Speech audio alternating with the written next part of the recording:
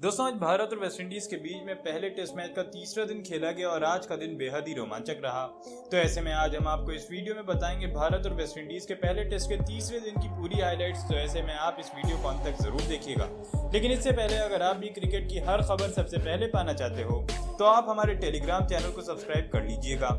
Link आपको description में मिल जाएगी। दोस्तों, जैसे कि आप सभी को पता है, भारत और वेस्टइंडीज के बीच पहले टेस्ट के 2 दिन खेले जा चुके हैं। जब वेस्टइंडीज की टीम ने पहले बल्लेबाजी करते हुए अपनी पहली पारी में 150 रन बनाए और पूरी टीम ऑल आउट हो गई। वहीं दूसरे दिन का खेल खत्म होने तक भारत ने 312 रन बना लिए 2 विकेटों के नुकसान पर। जहां दूसरे दिन जायसवाल और रोहित शर्मा ने शतक जड़ा, जिसके बाद आज तीसरे दिन का खेल शुरू हुआ। भारत के लिए यशस्वी जायसवाल और विराट कोहली बल्लेबाजी करने एक बार फिर मैदान पर उतरे, जहां इन दोनों ने मिलकर एक बार फिर से भारत को अच्छी शुरुआत दिलाई। खास तौर पर आज यशस्वी जायसवाल थोड़े अटैकिंग क्रिकेट खेल रहे थे, तो वहीं कोहली भी धीरे धीरे करते हुए अपने अर्धशतक की ओर बढ़ रहे थे। वहीं जायसवाल और कोहली के बीच में अच्छी अंडरस्टैंडिंग दिख रही थी। लेकिन अब वेस्टइंडीज की टीम काफी थकी हुई नजर आ रही थी। वहीं जायसवाल ने तीसरे दिन के शुरू में शानदार बल्लेबाजी करते हुए 116वें ओवर में अपना 150 रनों का आंकड़ा भी पार कर लिया। वहीं दोस्तों, 150 रन बनाने के बाद भी जायसवाल अपने दोहरे शतक की ओर बढ़ते हुए दिख रहे थे और वो आज तेजी से बल्लेबाजी कर रहे थे। वहीं दूसरी ओर बल्लेबाजी कर रहे कोहली सिंगल डबल से अपनी पारी को आगे बढ़ा रहे थे और वो भी अपने अर्धशतक की ओर बढ़ रहे थे। और इसी के साथ में भारत का स्कोर भी 350 रनों के पार पहुंच गया। लेकिन 126वें ओवर में यशस्वी जायसवाल को जोसेफ ने आउट कर दिया और भारत को तीसरा झटका दे दिया। जहां आपको बता दें कि जायसवाल ने अपने डेब्यू मैच पर 171 रनों की बेहतरीन पारी खेली। वहीं उसके बाद में अजिंक्य रहाणे बल्लेबाजी करने मैदान पर उतरे, लेकिन रहाणे भी कुछ खास कमाल नहीं कर पाए और ड्राइव लगाने के चक्कर में रहाणे आउट हो गए। जहां रहाणे ने सिर्फ और सिर्फ 3 रन बनाए। वहीं रहाणे के आउट होने के बाद में जडेजा बल्लेबाजी करने मैदान पर उतरे, जिसके बाद में कोहली और जडेजा ने मिलकर धीरे धीरे पारी को आगे बढ़ाया और एक साझेदारी बनानी शुरू कर दी। वहीं 131वें ओवर में कोहली ने भी अपना अर्धशतक पूरा कर लिया, जिसके बाद भी ये दोनों बल्लेबाज नहीं रुके और दोनों ही अच्छे फॉर्म में दिख रहे थे। खास तौर पर जडेजा अटैकिंग क्रिकेट खेल रहे थे और तेजी से भारत के स्कोर को आगे बढ़ा रहे थे, तो वहीं कोहली भी अच्छे से स्कोर को आगे बढ़ा रहे थे। और अब कोहली की नजर अपने शतक पर थी और अब कोहली भी तेजी से बल्लेबाजी कर रहे थे। जहां सिंगल डबल से तो दोनों स्कोर को आगे बढ़ा ही रहे थे, लेकिन खराब गेंद मिलने पर वो उसे बाउंड्री में भी कन्वर्ट कर रहे थे। और इस तरह से भारत ने पहले सेशन का खेल खत्म होने तक 400 रन बना लिए 4 विकेटों के नुकसान पर। जिसके बाद में दूसरे सेशन का खेल शुरू हुआ। भारत के लिए कोहली और जडेजा दूसरे सेशन में बल्लेबाजी करने मैदान पर उतरे। जहां दूसरे सेशन की शुरुआत में भारत की शुरुआत काफी खराब रही, क्योंकि 146वें ओवर में कॉर्नवॉल ने सेट दिख रहे विराट कोहली को आउट कर दिया और इस तरह से भारत को लगा 5वां झटका। वहीं कोहली के आउट होने के बाद में बल्लेबाजी करने उतरे भारत के विकेटकीपर बल्लेबाज ईशान किशन, जिसके बाद में किशन और जडेजा ने मिलकर पारी को आगे बढ़ाया और एक साझेदारी बनानी शुरू कर दी। लेकिन 421 रनों के स्कोर पर कप्तान रोहित शर्मा ने भारत की पारी को डिक्लेयर कर दिया, जहां जडेजा 37 और किशन 1 रन पर नाबाद खेल रहे थे।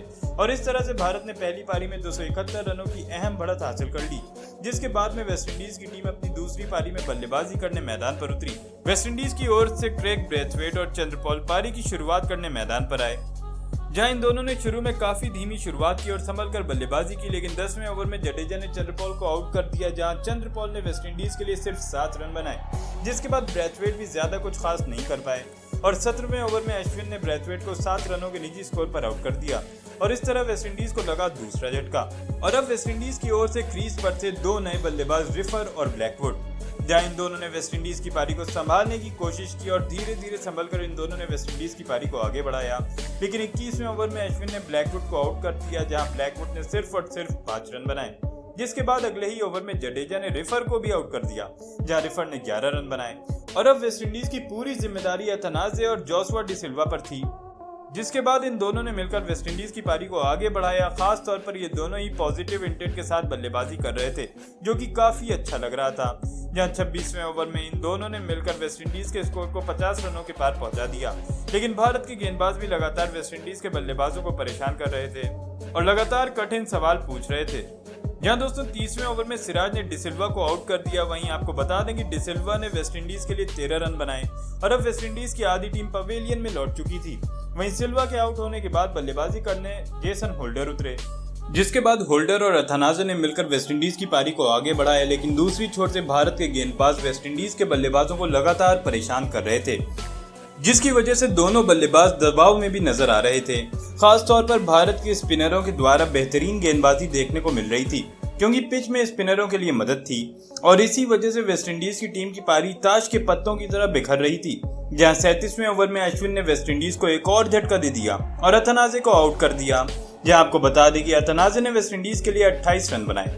वहीं अथनाजे के आउट होने के बाद बल्लेबाजी करने उतरे अल्जारी जोसेफ, जहां जोसेफ ने आते ही सिंगल डबल से पारी को आगे बढ़ाया और लगातार स्ट्राइक रोटेट की। वहीं खराब गेंद पर जोसेफ ने कड़ा प्रहार भी किया, जिसको देखकर होल्डर ने भी अपने इरादे बदले और 41वें ओवर में होल्डर ने अश्विन की गेंद पर छक्का जड़ा।